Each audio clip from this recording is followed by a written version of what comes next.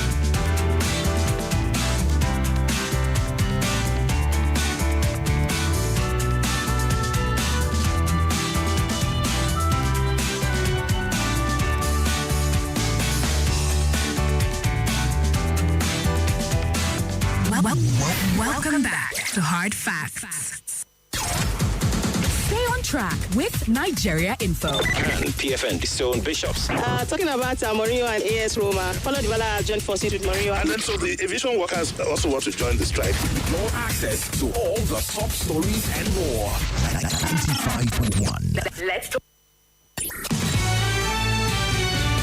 This is Hard Facts. Hard Facts. On 95.1 Nigeria Info.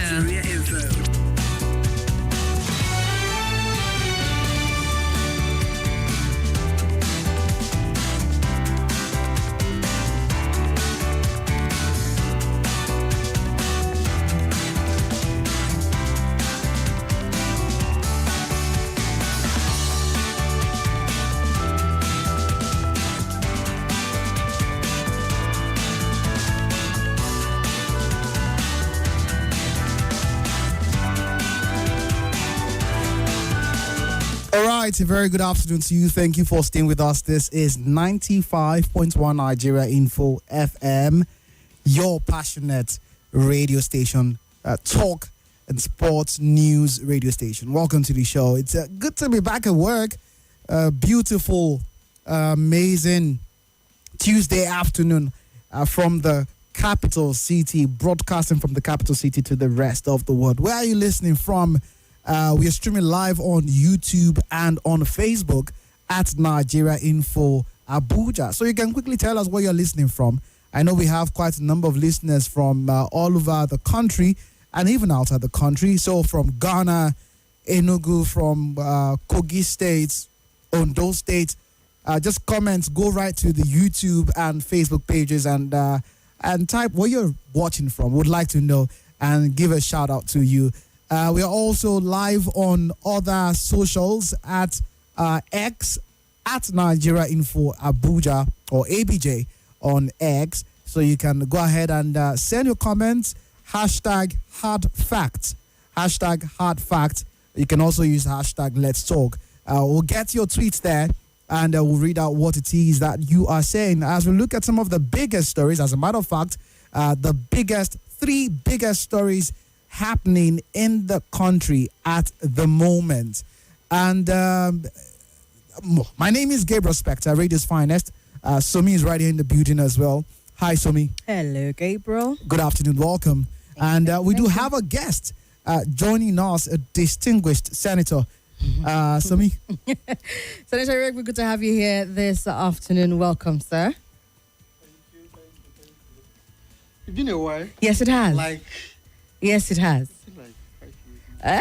Well, since I last interviewed you, I guess. Yes, back in days on TV. But of course, our listeners here on radio are not new to you, or you're not new to them. So it's good to have you back here this afternoon. Welcome. Thank you. We'll be missing each other. Yes. Either when I travel, You're a busy man. Here today. You're a busy man. What can we say? So, thank you. But it's good to have you here this afternoon. Thank you. Thank you.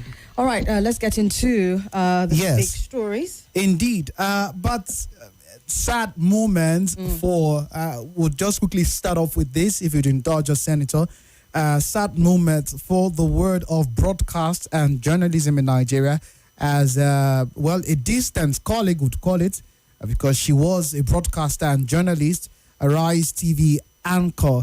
Somi was confirmed, reported that she passed on in the early hours of yesterday, or I think late yesterday, thereabouts.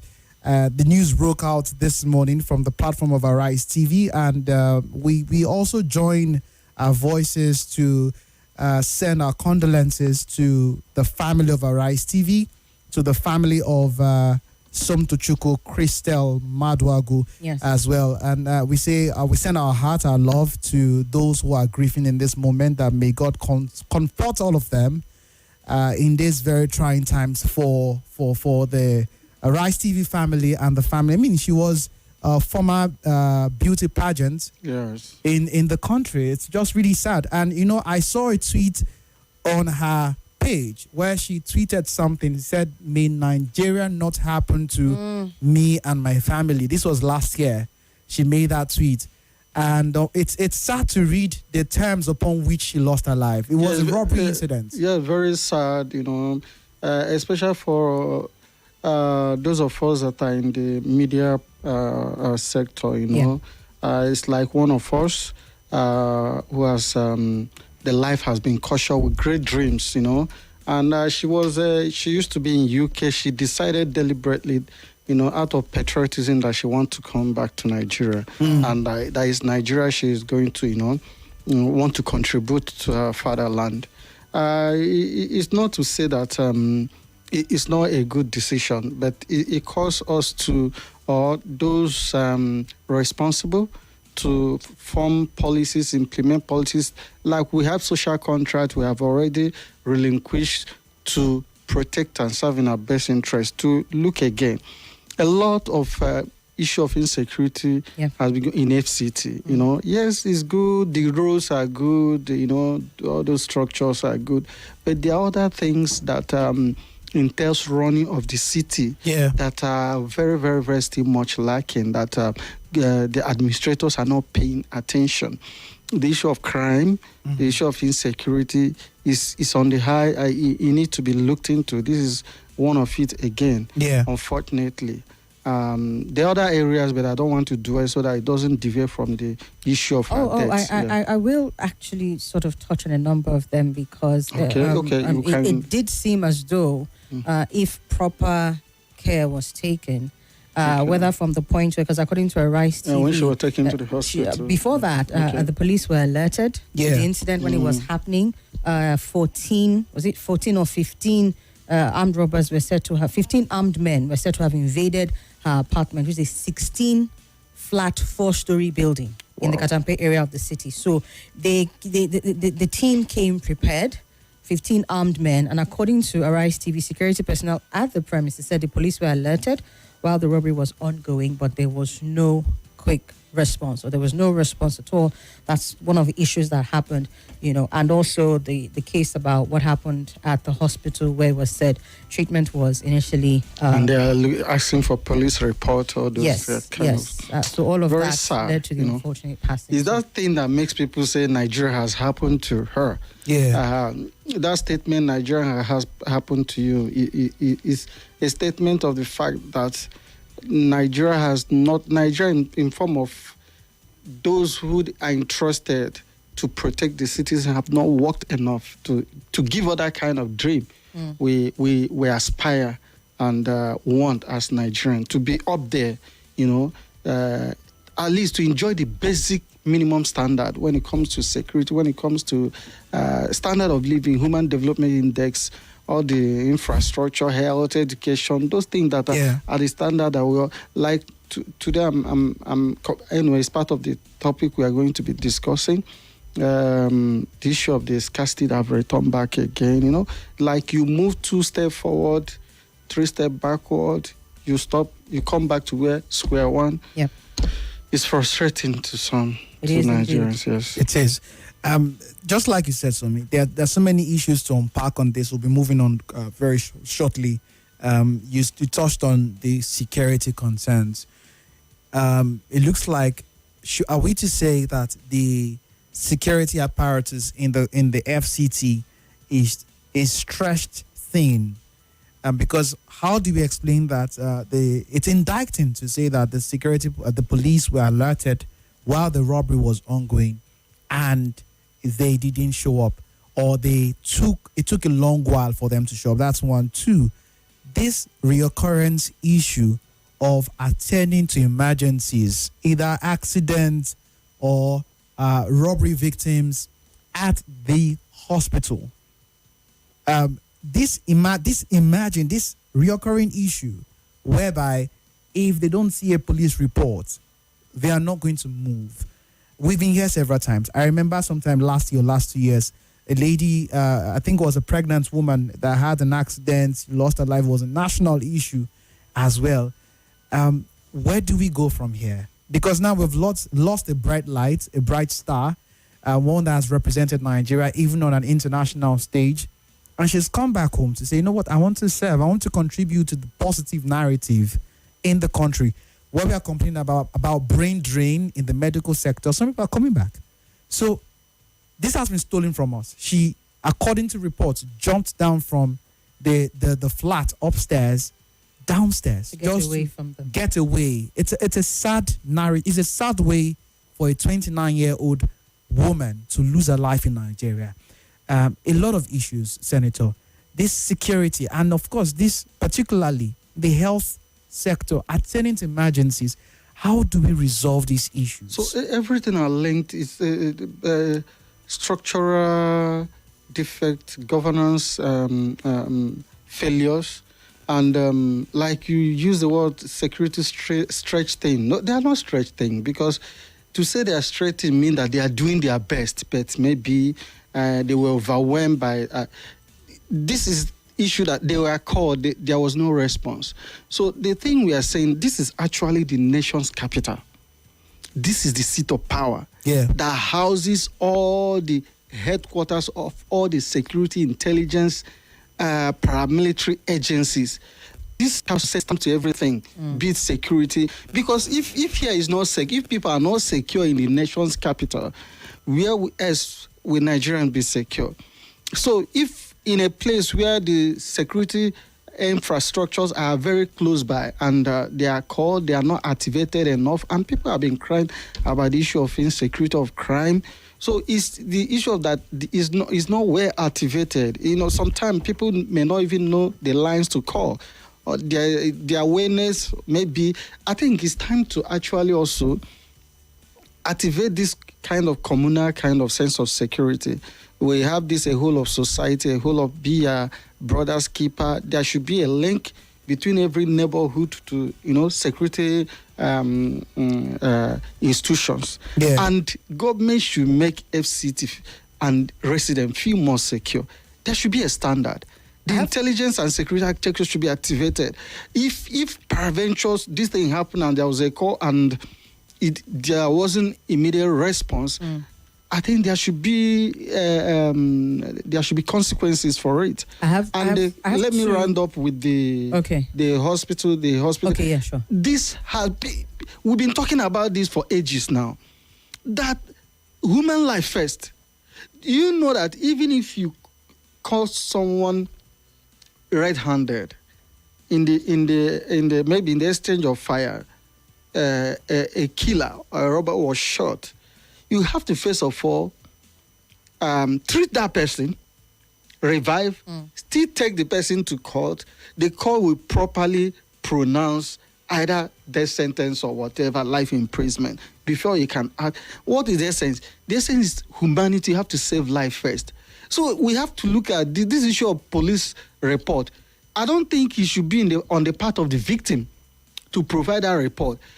Could it be, as it's very important, the proponents have explained why it's important, but there should be sequence for it. Why not save life first? Yeah. Then the hospital can now go and say, we have this victim we treated with gunshot wound. Before we release it, before we discharge, yes, we want to demand a report. But at least try and treat, even if the person is a robber, treat, and then from that hospital say they can hand over to the police to now carry out. But save life first. Okay. We've been talking about this, and this is one of the issues. Yes. Sorry. No, not a problem. I mean, you're my guest, please, by all means. I would like to provide at least 2 responses to some of the issues that you raised, but we have a quick commercial break. Let's go for that, and we'll be back. More conversation, more talk, more right after this. Hey.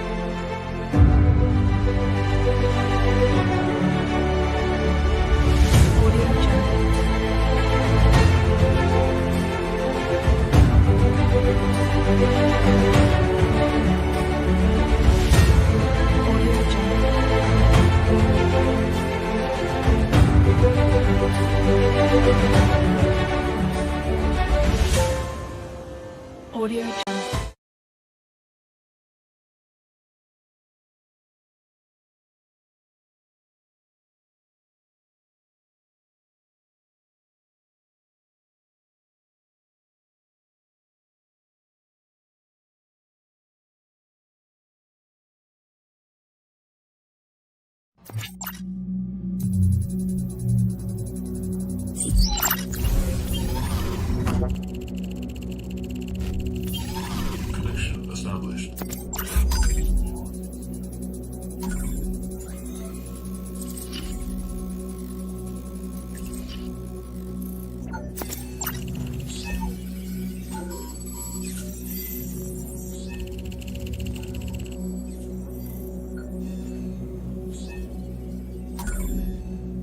Somi, as SOMI, short for Somi, of course, hanging in tight with Gabriel Spector, and our guest for today, Senator Irigbo himself. Good to have you here once again, sir. Thank you for joining us. You're welcome. All right, we started on a sad note concerning the unfortunate passing of our colleague, Somto Chukwu Matuagu, who passed on after jumping from a story building during a robbery attempt where it was said that security operatives were contacted and there was no response, according to Arise TV.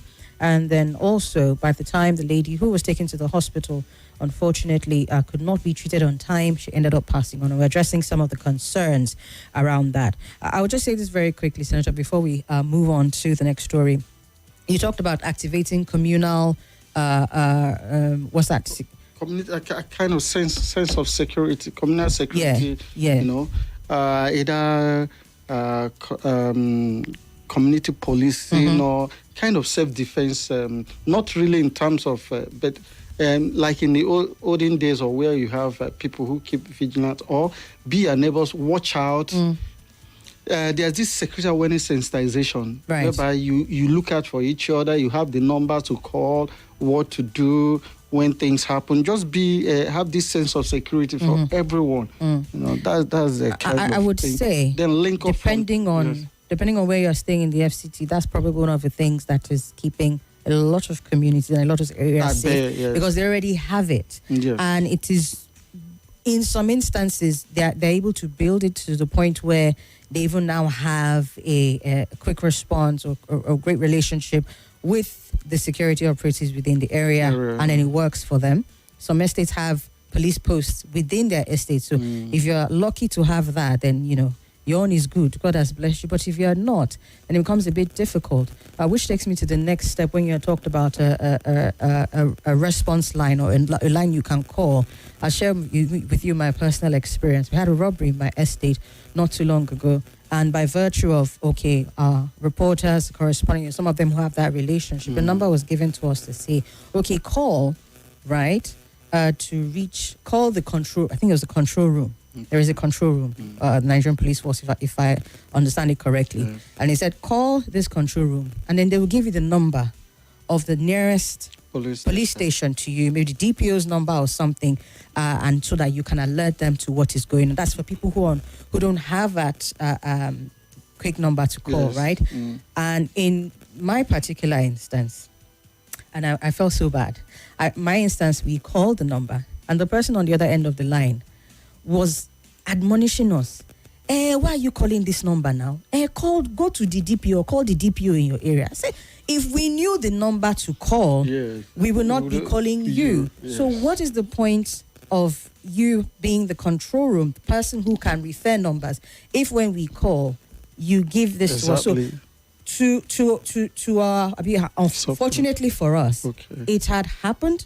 So we're trying to report it, get them to come and look at, what happened and all of that. Just make a proper report.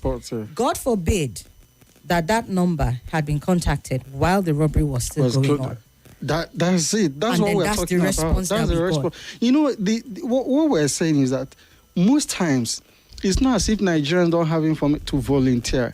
It's the problem we have when we always report to early response, early warning, because there's early response.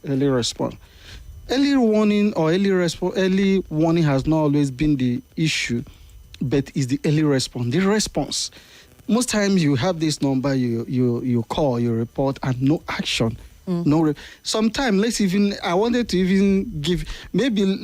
the person in the control room actually is doing the work and try to, they may give you a number of DP and you call the station, nobody to get, either they are sleeping or the number is switched off or they are nonchalant about it. So that's the issue. So like what you said, this forming is something I will advise most of neighborhood to, activate, try and, but there should also be sensitization because there is limit to what you as a civilian, even if you have an active community, active community. If the official security apparatus or institutions, empowered to, fight crime are not cooperating, it will still constitute a problem and challenge.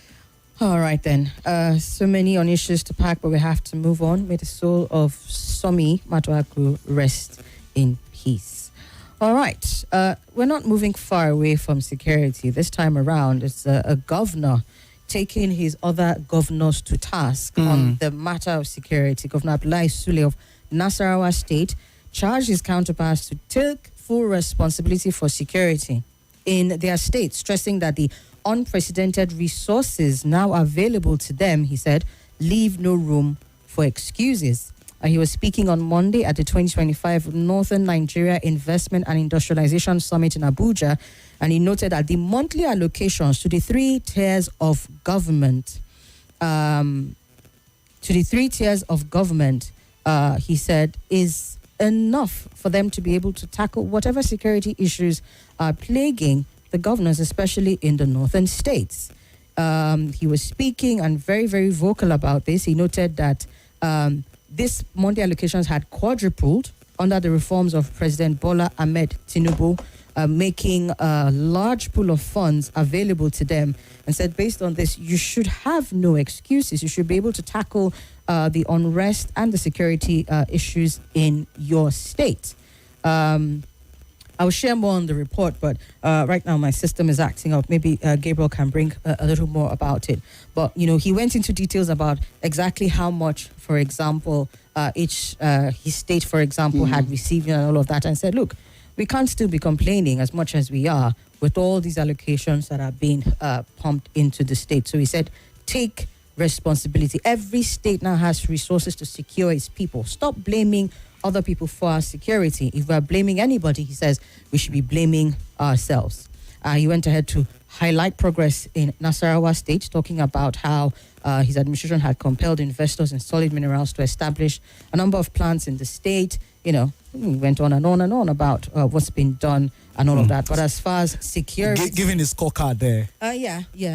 To a large extent, yes. But, I mean, based on what the summit was talking about, unlocking strategic opportunities in mining, agriculture, and power mining, I think key to this discussion, because we've seen that in a lot of the states in this country, it is the activities of miners and the tra-tra, let me put it that way, that they are playing, that has led to even increased insecurity in the state. So while highlighting the good of what these opportunities will bring, I think it's only wisdom that the state governors are also able to say, look, whatever is being done has to be done properly, because there are a lot of insecurity challenges in these states, and you can trace some of them to either illegal mining and all of that. Yes, but he says, look, there's enough money. So yes, I think he's spot on. Sure that sometimes most of them, they say the truth, but they want to count themselves out. But he's spot on, and I've raised some of these issues, starting with the last one, the mining issue. I've told people, look, check the conflicts we have across the country. Even the so-called farmer herder or even banditry, if you check, most of these are actually happening around mining areas. So you find out that some of the reason that is being given on the surface as branded as a conflict is just maybe a cover to the real issue. Most of these conflict actually resource conflict, mining. So sometimes even these people you blame as illegal, mature artisans are just boys. If you dig deeper or do deeper investigation, you find out that some big guns are actually, even foreign players, actually involved in some of this illegal mining, and that's why to institutionalize it so that the resources can actually go to the Nigerian state. The mining sector in Nigeria is still very rudimentary. It's not yet official, just the way we have oil that is state-funded, that is state-controlled. And we can actually, even though still there's a lot of corruption, mining has remained at artisanal level. And conflict is created around it to continue, so that it can continue that way. So if you check most of the conflict, be even from some deep investigation into the mining activity in Nigeria, it will be an eye-opener, will reveal a whole lot of things. And there are a lot of powerful forces actually around there. Then coming to the issue of a lot of resources. Yes, from the federal to the state government, I've said, do you know that you, buying fuel from 187 naira now to almost 1,000 naira, do you know what that difference makes? That difference is what we are using to fund, the government. So what subsidy removal is supposed to do was that Nigeria as it stands today is supposed to be a construction site from state to state, all across the country.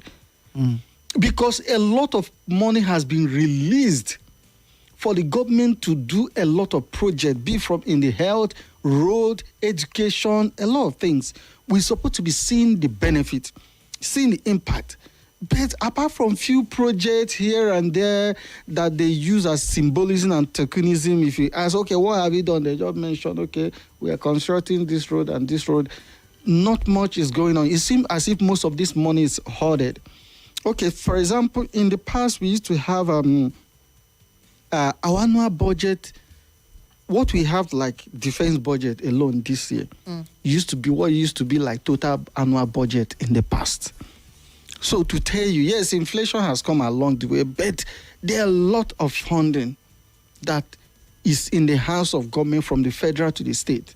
Yet not much is done in the area of security, in the area of education, in the area of health, in the area of... And a lot is also still being done to generate more revenue with the tax policy that is coming.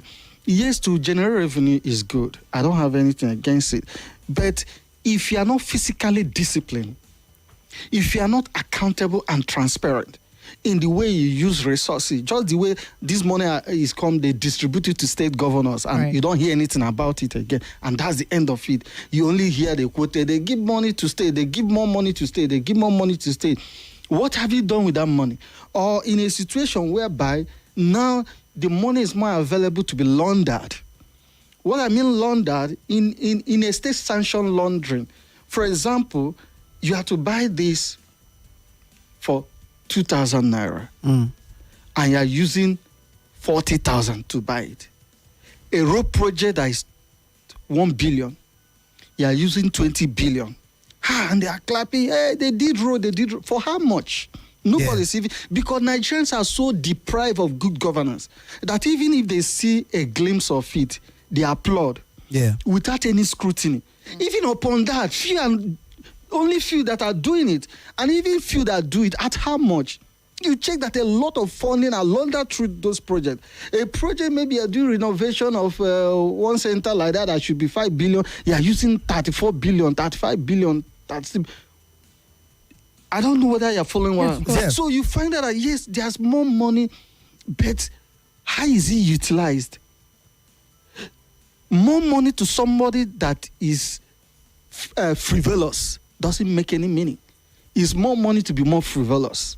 Yeah. If you are not, even for those of us who are Christians who read Bible say, you who is faithful in the little, you'll be faithful in much. If you are not faithful in little, if you don't know how to manage resources, in fact, the more they give you, the more you squander, because you feel that there's more money to play around. Yeah. And before you know, you find out that you've done nothing. Senator. So there are more money to the state to summarize, to agree with what the governor. Yeah. But what are they doing with the money? I want to ask you. Even though we still need more, but at least the one they have, what have they done with it? I want to ask you, in the words of the governor of Nasarawa State, Governor Abdullahi Sule, he says over 2.2 trillion naira was shared this month alone. That is this month of September. And he said, I'm quoting him now, he says, when I became governor in 2019, we were sharing between 590 billion exactly what I'm saying, and 620 billion. Today, it is 4 times that amount. I say budget, defense budget alone for this is more than what we used to have as annual budget. I want to take you now to what's your stance on state police? Because if many governors, one of the arguments they have in proposal of state police is that we have no control whatsoever on the federal security system. Everything is from federal. So what's your take on state police? Do you think that we are ripe for state police, or governors can indeed? You have already begun to make your statement in that regard, but now I'm talking in respect to state police, and it's ongoing at the moment. Yes. Are we ready, or governors can indeed do more with the monies they're given? I've been proponent of state police, state and community policing. I've been one of the proponents. I've argued in favor of it. Yes, are there challenges? Are there fears? Those fears are there for... Yes, there are fears, and they are valid fears that these governors, they can abuse it, and this. Those who want to abuse will still, even as we have federal police, you still see governors who still use federal police and abuse. But at least he relinquishing responsibility from the federal government to the state governors. Now you can actually hold them responsible. If they don't secure their state or they abuse the use of the state police, you can now know who you can, because now a lot of flags, a lot of attention is in the federal because they are hogging a lot of power. And I believe that we as federal government, as federal system of government, our nation, having a unitary state structure is an anomaly. If you check all the federal systems across the world, be it from US to Germany to India, they all have kind of localized, decentralized, localized policing system. Yeah. From the state to even the local to all from province, even the UK that we even call unitary kind of government have even devolved, decentralized in a lot of way. They have their own, even to the metropolitan police, London police. So it's something that I feel then when we are framing it, maybe designing, we can find a way to mitigate some of those fears, being it in a way that it cannot be abused excessively. We can put some measures in place. But if we really need, and coming to the issue of funding, even already, before even this resource increase through subsidy removal and other things, the state governors have been funding police posted in their state indirectly. They are the one buying the vans now. They will give them all this this security vote. Yes. They will say they use it to buy a van for the police. Most of the vans that police are using are not bought from police at the federal. It's most of the state that they are posted to that actually buy some of these honorary individuals. An honorary individual. Do you understand? So I think it will create a sense of ownership and responsibility, because once you have a state police, every state don't want to fail. You don't want to have your state become a bastion of crime with your own state police, meaning that you are incapable as a state. So we can do peer review, can compare state to state, how they are managing their police and this thing. So that will really relinquish some responsibility. There are so many questions that we can back and forth we can have on this state police. But let's bring our listeners in. Looking at some of these messages on YouTube, Mohammed Aziz, we see you. It says, sad commentary. Nigerian police need to up their game in curtailing this menace. Mohammed from Gwarimpa, Abuja. Thank you, Mohammed. Here we have quite a number of messages from Facebook. Prince Dennis JP says, watching live from Suleja. Tessa Kumbo says, watching live from Abuja. Josiah says, watching live from Kuje Area Council FCT. Vivian Happiness, watching live from Gwarimpa now. Good afternoon, people. Where is Kim? Well, Kim is very much around. Musa Bulu says, good afternoon, watching you live in Aso, Nasarawa State. You're welcome. Thank you. Ihoma Eke says, please come to, or I'm not sure I know what this is about. Albert says, hello, Gabriel Somi. One of the most saddened, petrifying, and terrific news this day is the murder of the Arise TV journalist and presenter Somto Chuko here in Katape, FCT Abuja. May our humble soul rest in peace with God. I said amen to that. All right. That's much that we have there. Please go to Facebook and YouTube at Nigeria Info Abuja. We have tons. We have live viewership for you there, so you can see what is going on in the studio as well as our distinguished guest. All right, let's get to the WhatsApp 0809-993-0137 WhatsApp number. Phone lines 0700-951-0000 or 0809-597-4869. Here we have a message from Manzo. Manzo says, in every system made by man, there is always a restart, reset, or format button. Please, where or how do we locate Nigeria's reset button? Or how do we format this country? I repeat, may Nigeria not happen to us all, but the way it is going, we may face it if we don't locate the power button, Manzo says. I'll take this one here. All right. Good afternoon, Sanma. Somi was a distinguished lawyer, a member of the Nigeria Bar Association, journalist, and media personality. Whereas untimely demise in an armed robbery incident at Katampe residence has sent shock waves of insecurity, incompetence. We are now witnessing that Abuja and environs are not safe again. It is getting out of hand on a daily basis. The insecurity has caged our country. If you're at home, on the road, rest well, Barrister Somi. All right, Neme from Masokoro says, please, where's the former FCT police CP occupying? All right, just as the police IGP and the Army CO, Chief of Army Staff, which has been the bane of our security architecture. Now, for the records, we're not experiencing security personnel stretch, but an epidemic and deliberate maldistribution of security personnel across all agencies, where the elected public office holders, PEPs, VIPs, and private establishments have undue number of security personnel drafted to secure them, thanks to the police hierarchy, whose sole focus is to allocate security personnel to these persons for the mere financial benefits shared amongst themselves, leaving Nigerians to resort to self-help by employing vigilante inadvertently, becoming a government to ourselves in all sectors that demands government agencies responding to their statutory duties or mandate. As for the hospital that refused to treat Som Tochukwu, till punitive measures is meted out on the erring health workers, Nigeria will continue to happen to the unlucky ones. Neme from Asokoro says. I think I don't know if there's anybody that is lucky or unlucky in the Nigerian situation. Honestly, I was having a conversation just earlier on this afternoon about all kinds of things that can happen to you as a Nigerian.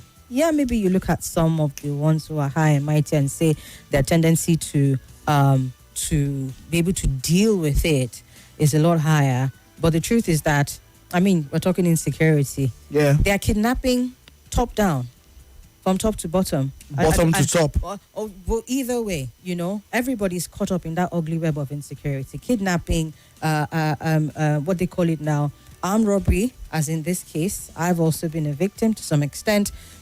Everything is going on. And I say this very painfully because just yesterday we were talking about patriots and how you love Nigeria and what you love about Nigeria.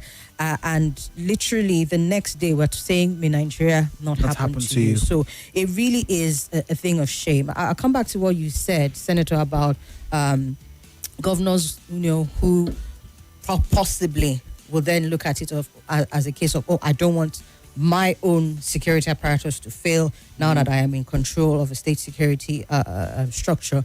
But the truth is that we have governors who, to a large extent, are not really concerned about doing well.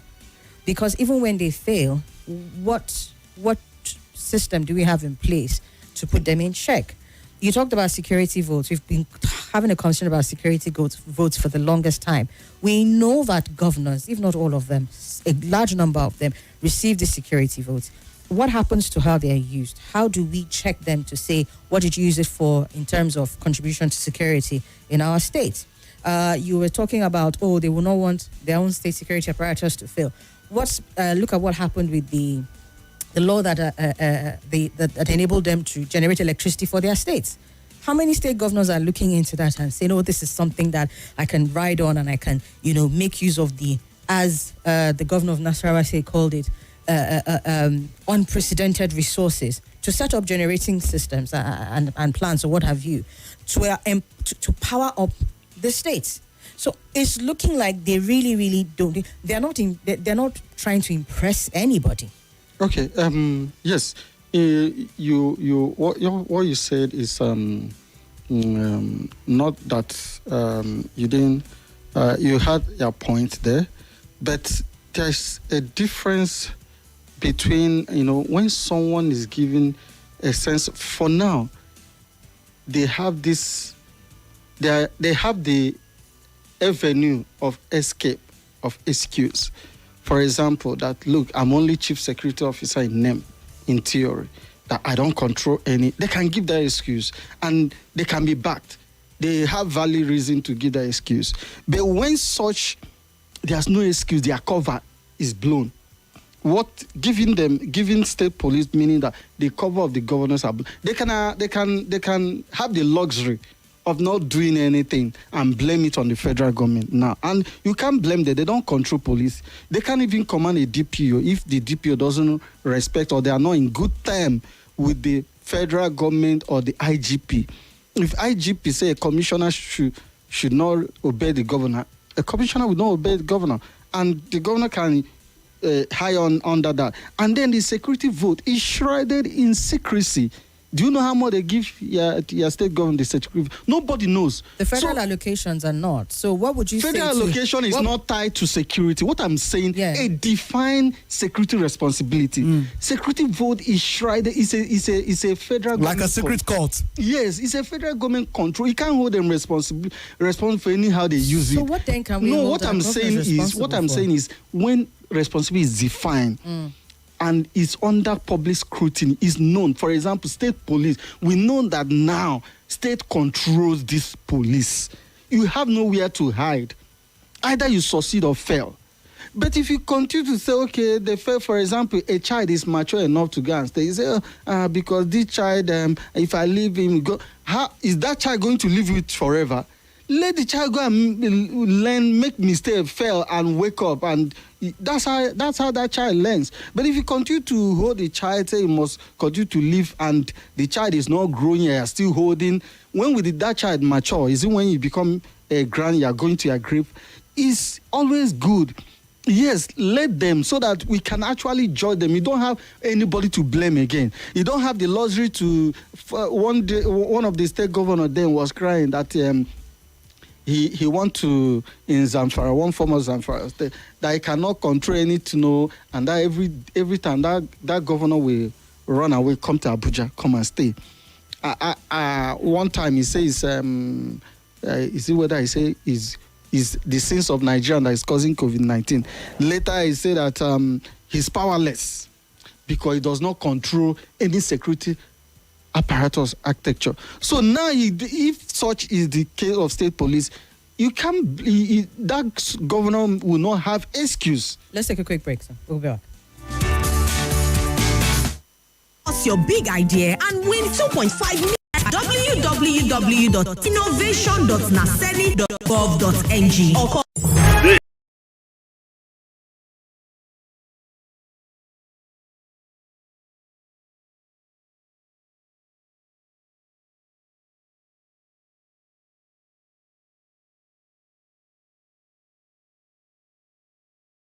This is Nigeria Info.